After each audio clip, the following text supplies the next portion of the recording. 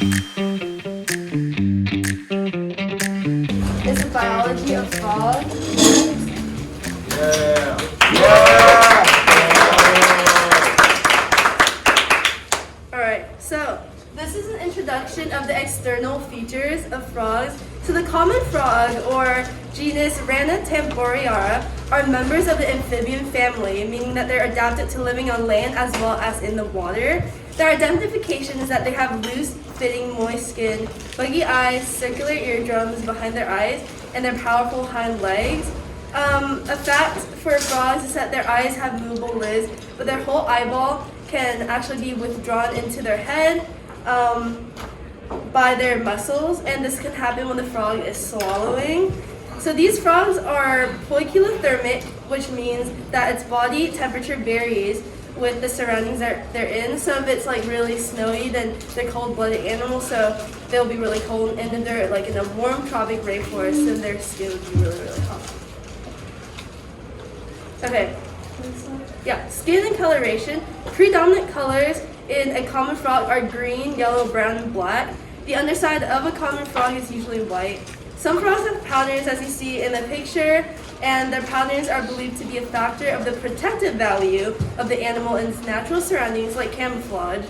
So the color of a frog can change and vary depending on the expansion and contraction of the frog's pigment cells, and temperature and humidity are factors contributing to the frog's coloration.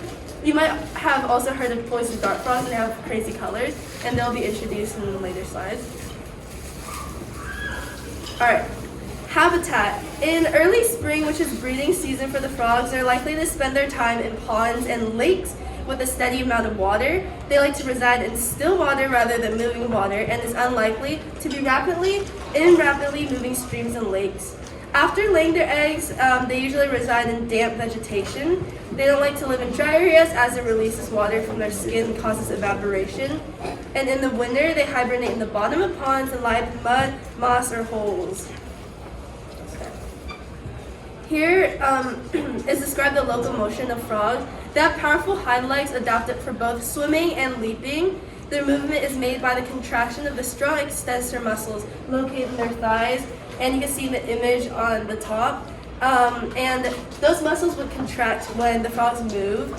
The contraction extends the frog's limbs, allowing its feet to kick off the ground or water, and this movement is transmitted through the body by the pelvic girdle and the spine as well.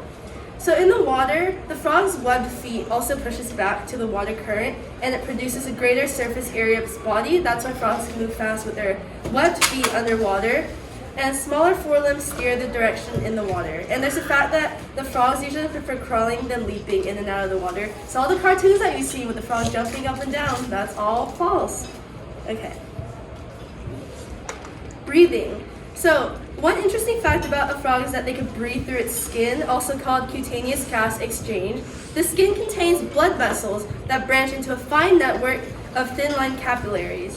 Oxygen from the air would diffuse into the skin and then into the blood, while carbon dioxide can diffuse out. That's why the frog, when they respirate, they can be underwater for a long period of time. So out of the water, the frog breathes air into its lungs by its nostrils, and you can see when a frog, have a gulping movement of the mouth, that's when they're breathing. Lungs can only be used, obviously, when the frog is on land or swimming at the surface. And their lungs can inflate up to your body size, inflating the entire frog. That's why in pictures, some frogs have really giant lung capacities.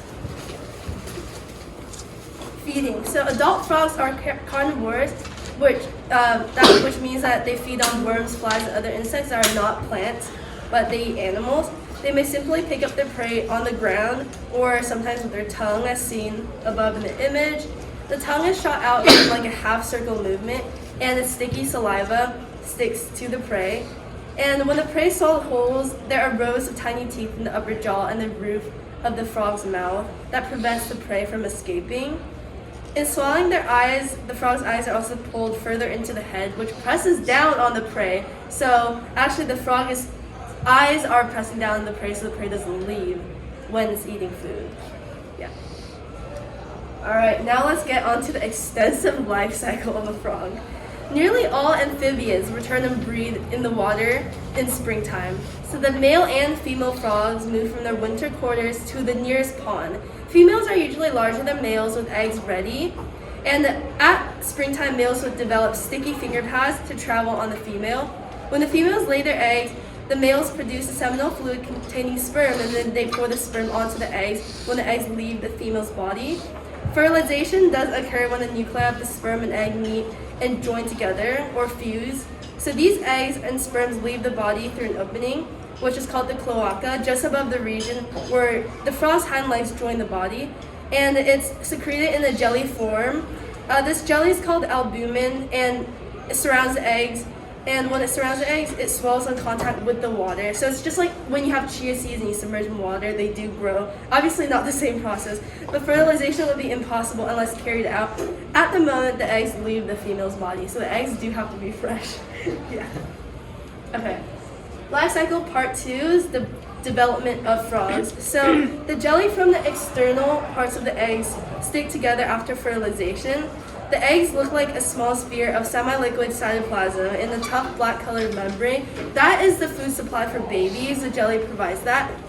After the nucleus divides, their cytoplasm also divides, and 2 cell divisions happens in the egg, forming 8 cells, which in humans, that's meiosis. The egg becomes a hollow ball of cells after multiple divisions, and a few days later, a very distinct head and tail develops. At 10 days, this jelly liquefies, and you can see the tadpole move in its egg sac. At the 12th to 13th day of the development, these tadpoles break through the egg sac into the pond. Its mouth opens and scrapes the coating of microscopic plants for food. In about a month or 2, these tadpoles develop lungs and start to the water surface and land. And by then, they can eat like small dead animals as well as raw meat, such as like insects, flies, fruit flies, etc. Okay. For the final part of the development, there is metamorphosis in the frogs. So after the developmental stage, the frogs will encounter metamorphosis in the 3rd month. So the front legs would break through the operculum, which is the, down here where their legs develop. And the left leg will appear first by pushing through the spiracle, right there. While the right has to rupture the operculum first. So their tail for the tadpole shortened, being internally digested and absorbed. So their tail actually provides a source of nutrient for the tadpole, which has stopped feeding at that moment. They shed their skin, taking it with their own jaws, and that leaves them with a wider mouth. That's why, frogs, their mouths look super big and stretched out. Finally, the young frog would climb out of the pond onto the land, still with the tail stumped, but using its legs for jumping and swimming. All these changes from the start to metamorphosis take around a month, which is around 4 weeks of time to happen. The young frogs would remain in the damp vegetation and the long grass, catching, eating small insects, and in 4 years, the frog will be old enough to breed and make new frogs. All right, so a little bit about poison dart frogs. So, poison dart frogs, known as, or different names, dart poison frog or poison frog, is formerly known as the poison arrow frog. This is a common name of a group of frogs in the family Dendrobatidae, I think, which are native to tropical and central South America. They live in the tropical rainforests, for example, the Amazon rainforest. This bright coloration of the frogs are correlated with the toxicity of the species, making them aposematic, which is another word for them to be warning to predators because of their color. Some species of the family Dendrobatidae exhibit extremely bright coloration along with the high toxicity, while others that camouflage or have cryptic coloration don't have toxicity. So these species are toxic only because of their diet of ants, mites, and termites, which eventually gives the frogs a poison. And this goes back to the you are what you eat analogy. If they eat something poisonous, then they become poisonous. Other species that exhibit cryptic coloration, which is like a camouflage coloration, and low to no amounts of toxicity, eat a much larger variety of prey that are not poisonous. So many species of this family currently are threatened due to human infrastructure encroaching on their habitats, as well as anthropogenic, which is human-caused deforestation among the world.